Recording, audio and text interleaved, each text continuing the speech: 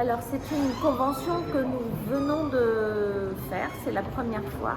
C'est une convention entre la ville, CCAS et la sécurité sociale. Notre idée c'est quoi? C'est que nous constatons que l'accès au droit est un problème.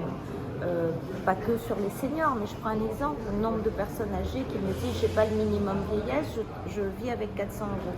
Ils ne font pas leur dossier par peur ou par méconnaissance.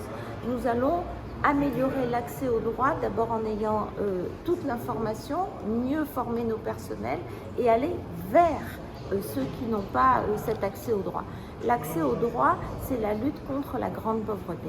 Il y a des prestations en protection de la santé sur lesquelles les gens ne sont pas au courant non plus et donc n'ont pas accès, je pense, au retour à domicile en fin d'hospitalisation. Et il y en a de plus en plus parce que les séjours à l'hôpital sont de plus en plus courts et les gens sont basculés chez eux dans des très mauvaises conditions et c'est la garantie à un retour à l'hôpital. Donc il y a des prestations de la sécurité sociale qui accompagnent ce retour à domicile budgétairement, psychologiquement, c'est inconnu. Donc nous allons aller vers et donner cette information. Ensuite, former bien sûr nos personnels pour que l'accès au droit soit efficient. Si les gens viennent vers nous et qu'on n'a pas l'information, ça ne fonctionne pas.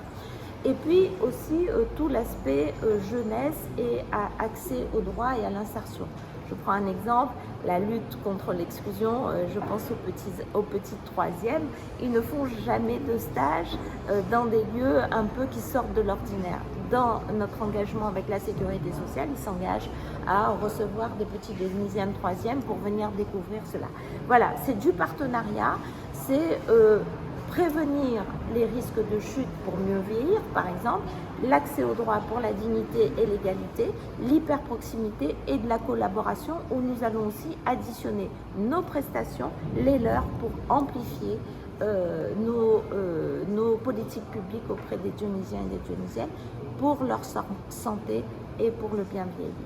Alors justement, donc, effectivement, le partenariat a pour objet d'aller vers les personnes, soit qu'elles soient hésitantes ou effectivement craintives, parce qu'on a effectivement face à des institutions toujours cette crainte d'aller au chevet de ces personnes. Donc pour nous, il est important qu'on puisse ensemble repérer les personnes qui sont dans des situations de grande précarité et les accompagner au mieux dans leur parcours de vie, effectivement parce qu'on a cette possibilité au niveau de la CGSS d'accompagner les personnes de la naissance à la fin de vie. Et chaque étape, que ce soit l'enfance, la première enfance, l'adolescence, avec effectivement l'accompagnement pour éviter le recours aux addictions, le début des problèmes de santé, je crois que vous connaissez la problématique des maladies à La Réunion, donc le diabète, l'insuffisance rénale, les maladies cardiaques se détectent très précocement et il faut penser à préserver son capital santé, puisque si on n'y prend pas garde, ce capital santé malheureusement se détériore au fil des ans. C'est dans l'approche de cette combinaison, de ce croisement des regards, de cet échange permanent et durable. Donc de façon à ne pas opérer de ligne de fracture, parce qu'on sait que, et la crise sanitaire qui s'est installée depuis 2020 nous montre bien que finalement, il faut être redondant sur les informations. On ne s'adresse jamais aux mêmes personnes, ces personnes évoluent aussi dans leur parcours, donc c'est vraiment dans ce contact permanent, dans cet échange de bonnes pratiques et cette envie commune d'aller effectivement auprès des populations.